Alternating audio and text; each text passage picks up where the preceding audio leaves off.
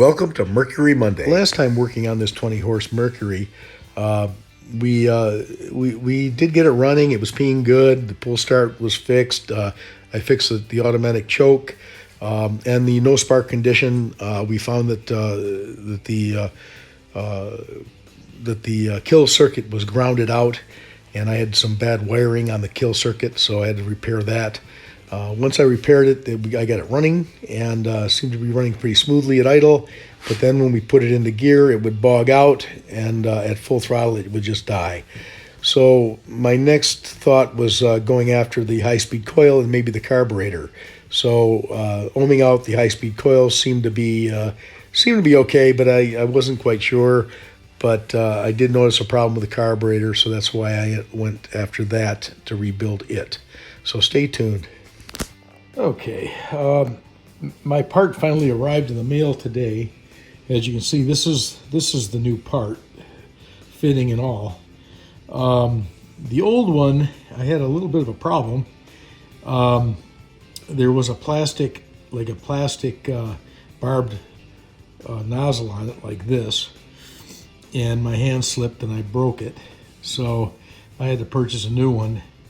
And this is the old hose. I had to cut both ends off, and getting it off of there was not an easy task. And I think what happened, I slipped and broke it. I tried to tap it out I drilled it, and then I tapped it, and that seemed to work okay. But as soon as I screwed it into the into the carburetor, it cracked. And it cracked in a couple of different places. You can see one big crack here, but it leaked, so I couldn't use it. So I ordered a new part that was fabricated. I don't think this is OEM, but it certainly is. It is a very nice part, and it should be. It was almost $80 to have it, made and shipped. But I didn't show you on the inside of this. It's actually an aluminum housing. This is made out of aluminum, where this one's plastic.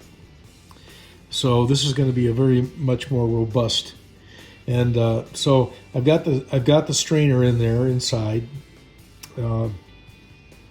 So it's got the new gasket too. So this is ready to install. So I just wanted to show you that. I mean, if you're looking for a replacement part, they do have them. I found it on eBay. There is a company. I forget what it's called. Anyway, this is actually the company, NLA Used Boat Marine Parts. Or NLA Marine Used Boat Parts. You can find them on www.nlamarine.com. And so this is the card they sent with me with the part. Anyway, I thought I'd show that. They also sent this thread sealant that's gasoline resistant and an applicator, a little stick. They also sent an O-ring for the inside here, but I've got a new gasket. It's a cork gasket, but it's a new one in there, so that should work fine. I don't know about this one. I don't know if that O-ring would actually work in there, but probably would. But I'm going to go with the old cork one. That worked. So, but anyway, yeah, this I had to purchase separately when I tapped it, and I was able to thread that in there, and I did that. It worked, but when I applied pressure with the screw, that's where it cracked it. So anyway, my apologies to the owner. So I had to buy this, and I don't believe I'm going to be charging him any more. I kind of absorbed that in my labor costs. So he's getting a freebie. Anyway, all right, we're going to mount this back on the boat, or on the motor. Anyway, we're going to mount it back on the motor and get it started again. So see if that's our problem. Okay, this is going to be the reassembly, reinstallation of the carburetor. So kind of zoom in a little bit. I hope I don't get in the way too much. But here we go. Give it a try. I've got my new intake gasket on here. As you can see, this is important because there's a hole here. You don't want to plug that up, otherwise the the fuel pump won't work if you block that. So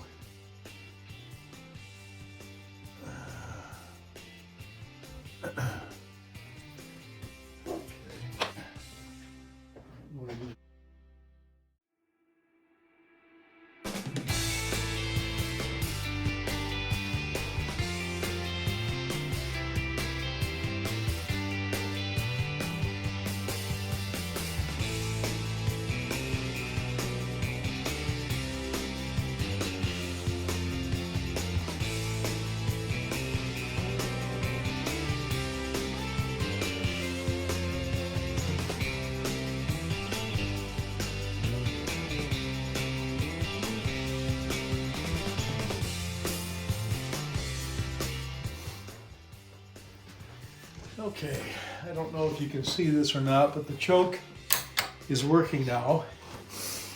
You can see right here that it's, every time I push the button, it works very well. I primed it. I want to start it now. I want to see how she performs if I can get it running again. So let's see what happens.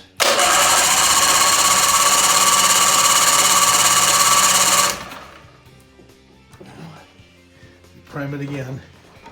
Let's see.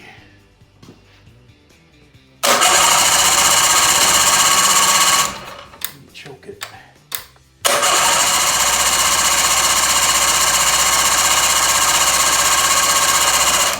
Huh.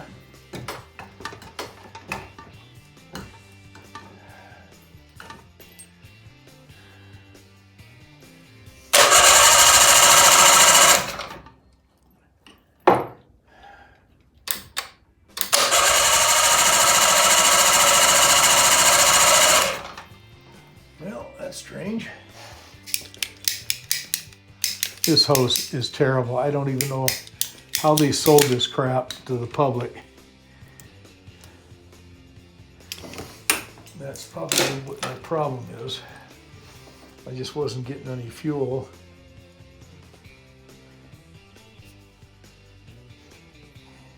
I'm gonna cut it one more time. Or more if I have to. There, that looks better. So every time you attach it to this gray hose with the inner lining, it just kind of adheres to the fitting and it collapses it. That should be okay now. Let's see what happens. Pretty sure that was my problem. So if you guys got this gray hose with the inner lining, that EPA hose, throw it away. This will cause more headaches than you know. I'm using it because I'm going to keep using it until it's gone.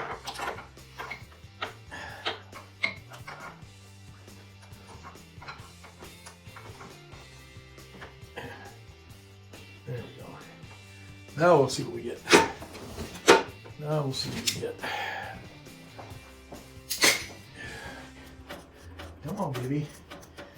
She don't want to get kind of firm though.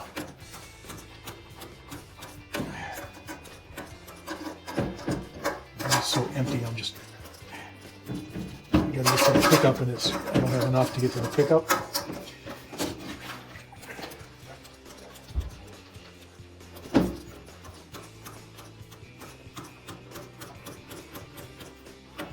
Well, I'm not hearing it going into the carburetor either. I'll turn my fan on, so I'll scope myself out of here. If it starts.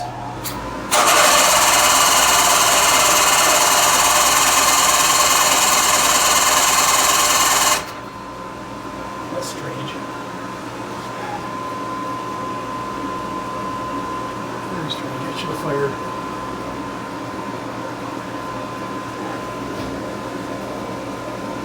It got soft again. What the heck? Well, let's see.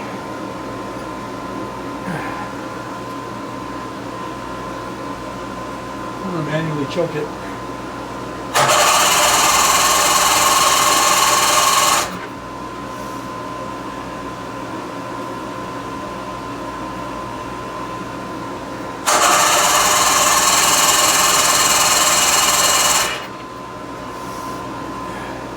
I don't get it. I got a spark. Huh. Let's put this down.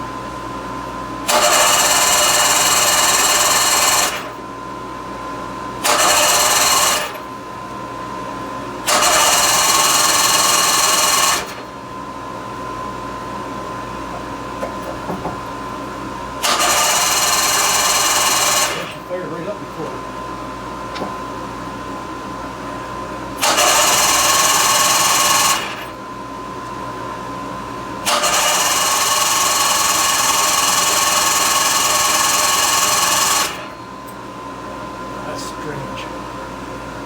That is so weird. Okay. The reason I was having such a problem getting this thing working, because it wouldn't start, is because this line I had it going underneath the carburetor and coming up on this side. And it's supposed to come out and around. I didn't really pay attention to this, but the routing of this hose is supposed to come out in the front, not in the back. And it was pinching the hose. So as you can see this hose has no kinks in it now. But it had a bad kink in there, and it wasn't getting any fuel. So that's why I had a hard time starting it. So my bad. Just got to pay attention to what I'm doing here. So anyway, I'm just going to put the carburetor back on, put this all back together, and we'll give it a start and see what we got. So stay tuned, and I think she's going to run. So we'll see. You'll know what I know. Thanks for watching. Keep on.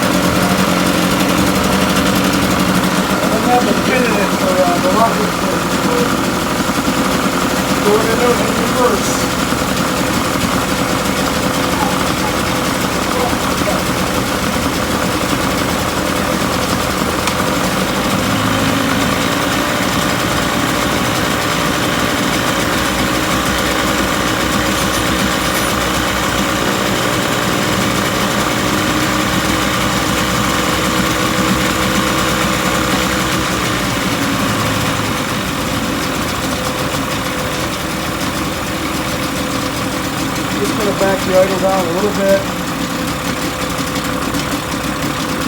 It might be too much.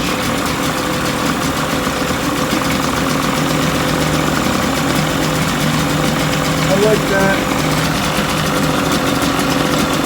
Alright, well, as you can see, it's running well, it's shifting well.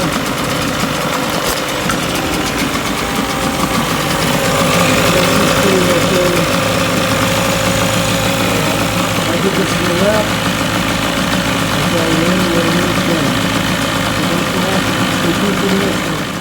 I'm wrapping this one up. I just want to do a kind of an overview, recap of what I did. When I picked this motor up, it had no spark. I did a compression check. That was okay at 115 pounds on each cylinder. It had no spark. I didn't know if it was the coils. Was it the switch box? Was it the trigger, whatever. I found out that it was because of a ground wire that they had grounded directly to the kill switch lead here. I took that off and it still didn't work, but I knew that was wrong. But I went back into the wiring and I put in new wiring for the kill circuit. So when I did that, it started to work right away. So I ended up getting spark pretty quickly, but I couldn't get full throttle after that. After I got it running, it was peeing. I fixed the pull cord, got that going. Everything looked good. I even put in a new wire for the automatic choke. So it was running, idling great. I put it back together, and I had some issues. So finally figured it out. I mean, it was just a little bit of adjustment on the carburetor. The timing was a little out, but nothing serious. But I got it running, got it to go full throttle, and she seems to run pretty good. She gets up and goes. So anyway, stay tuned for the next episode. I'm going to start working on the Fat 50 again, and possibly that 75 horse Merc. I've got a few projects. I just wanted to wrap this one up, get it back to the owner so he has it for the lake when it starts to thaw. So anyway, thanks for watching. Don't forget to subscribe. Give me a thumbs up and share. All that YouTube stuff. I really appreciate it, and you guys have a great day. So thanks for watching.